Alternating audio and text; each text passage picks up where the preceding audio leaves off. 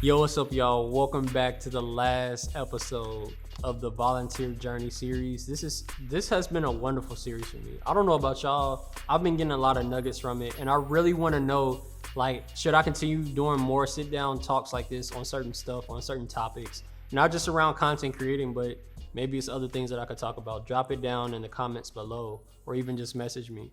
But this has been a wonderful, wonderful just moment just to sit and talk with you. Also, thank you so much for just giving me the opportunity to come into your homes, on your phones, or whatever it is, just to sit down and talk with you. So as we wrap up this session or this series, we talked about so much going from a volunteer to actually being successful in doing content creating full time. And we've hit a lot of different areas. And I just want to make this video to leave y'all with some realistic nuggets, some software tools to help you get better as you prepare for now. All right, we not waiting for the opportunity. We doing it now. All right, so let's start off with video editing. I love video editing so much. And before I talked about, you using your resources that are around you, whether it's AI or YouTube University, all those types of things. And YouTube taught me how to learn Premiere Pro and Final Cut Pro. I had to try it out. I had to play with it. No one really sat me down and was like, hey, this is how you do it. It was one of those moments where I learned it myself. Then as I progressed forward and could talk the language with certain people, they were like, yeah, just do this and do this over here and do that. And it just killed my time. I started learning the shortcuts on the keyboard, all those types of things to speed up my editing process. And that's literally one of the main things that I'm hired for, is to video edit. So many people want to, for me to come in and help them with their video stuff, because I'm doing it at a quick turnaround, and I'm proud of that because I prepared for that before the opportunity. So learn it. Go ahead and invest into the class if you need it. If you need a real class where you can sit down and be on a computer and the teacher is behind your shoulder, do whatever it takes, because I want to see you succeed and go to this lifestyle of doing what you do full time. All right. So with video editing, Premiere Pro, that's what I use. I'm gonna just share stuff that I use. I don't really want to talk about nothing else that I don't use. Premiere Pro, I've used Final Cut. And I had to start somewhere with it. I have all Apple stuff, so iMovie was free, so I just built from there. I'm a huge believer in using what you have, then letting that build you into getting stuff to where you can invest money into it. What I mean by that is I would not have started doing what I do as a content creator in the beginning level with investing in the Adobe Suite, systems and subscription. I would have just used what was free to learn the basics of dragging and dropping and slicing and all of that, then progress my way moving forward. And so photos, I use Lightroom to edit my stuff in.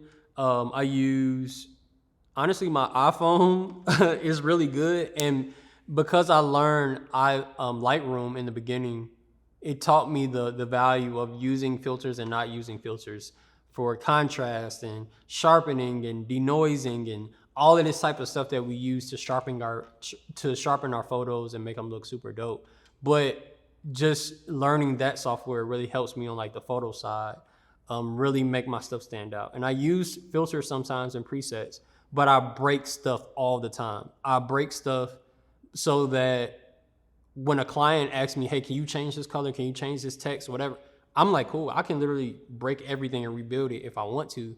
But having templates and presets allows you to do it faster, so that you can just move forward and do what you need to do. But it is super dope when you know the software and then you get the preset, then you get the template, so that way you already know how to use everything in the software where you can break everything and, customize it to yourself or your client, right?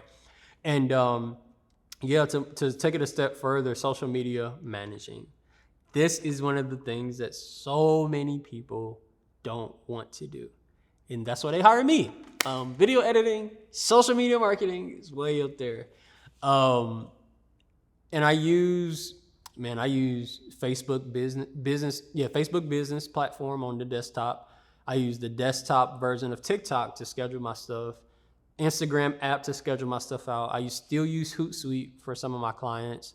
What else is out there? Snapchat It just depends on who it is. And for that, you have to post real time. But for every platform, oh, and YouTube Shorts, YouTube long form videos, you can schedule those out too. I like to always stay ahead if I can. I'm gonna schedule my stuff out as far as I can so that I at least know how to manage it or know what's coming up. Sometimes it works, sometimes it doesn't. It's better sometimes for like my artists and my music industry clients to where I only schedule maybe a day or two out because things happen and things change so fast. So I want to stay up to date on what they're doing and show that real time. But all that to say, using resources to schedule these things out so I'm not feeling like super overwhelmed and I want all of my stuff out no later than like 10 a.m. some days or 9 a.m. some days or whatever it is for that specific client. Just getting that content out ahead of time. And that shows that professionalism, that shows that, you know, hey, we still showing up and showing out, doing what we need to do. Yes, there is that season of tweaking as a marketer and as a content creator, be like, oh, this is what the people want. They want it at lunchtime. And that happens real time. That's social media. That's the algorithm when you pay attention to what the people in the audience will want with that social media platform. When you adjust the videos or you use iPhone versus a camera or you use longer captions or shorter captions or you post in the morning versus the afternoon, you just have to post and be consistent so that you know what the audience and your specific page performs best at. You know what I'm saying? So I use those different resources to schedule my stuff out. As far as planning, I use a content calendar in Google Docs and sometimes in paper Dropbox. But some way, shape, or form, even if it's on my desktop, I'm literally like Monday, Tuesday, Wednesday, you know what I'm saying? Just like organizing everything for the week or the month so I can pay attention to what's coming up, but also have the captions ready, have the videos already edited and cut, the covers for those and thumbnails already ready to go. So it's not a whole bunch of like rushing and scrambling and anxiety, you know, just from posting everything all at once because I manage different platforms. And so, yeah, I those are kind of like my tips and my realistic kind of like nuggets of what I use daily and my process of, you know, being a content creator daily. Doing all of that, I had to start from somewhere. And like I said before, you got to be innovative. You got to stay ahead of the curve. You got to stay on top of your stuff. And then when you network, you're already like, hey, this is what I do. You got to be professional and be like, hey, I'm not just doing it, but here it is on time in a great manner, quick turnaround. In order to do all of that, you got to prepare now. So during the season of going from volunteering, sowing the seed, into being successful and receiving the harvest, there's that in-between phase of waiting, right? And during the season of waiting, I really want you, and I hope you're listening to me. I really want you to invest into the camera, invest into the class, invest into the software. Not just money, I'm talking about time. I'm talking about experience. I'm talking about maybe you do need to volunteer and just get your foot in the door. And maybe you've already done that, you've already getting paid, but I'm talking about we go from faith to faith, glory to glory, new doors, new levels, you know what I'm saying? There's always room for improvement. Always remain a student. Always be humble. That's how you continue to get these opportunities. I'm only telling you what I'm living. And if you don't believe me, ask people in my circle of people that know me. I've been blessed to say this proudly that my lifestyle or the narrative that people say about me is consistent.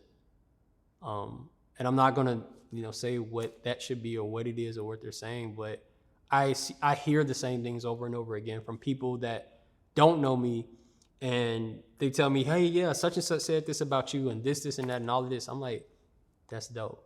That's dope. That's the narrative that I want to paint, to be able not just to live this life as a content creator, but really affect and impact the world as being a content creator. I want to go outside the limits, outside of my state, outside of this country, outside of the world, not letting the sky be my limit. So I hope this series has been super dope for you. I really pray that you've gotten something from it. And please, please, please, please, in order for me to know if this is blessing or working for you all, please let me know in the comments or reach out to me and say, hey, it really worked. Do this next. Do this series, do this topic. It doesn't even have to be around like content creating. It can be about something else. I don't know. Whatever you need help with, I just love being a vessel for you all and letting the Lord use me however I need to be used. So thank you so much. Please follow me on all social media platforms at Keon Gibson. Not gonna make that long, but yo, thank you so much for rocking with me and staying on this journey from being a volunteer to being a successful content creator. The journey of a volunteer, the volunteer journey. Thank you.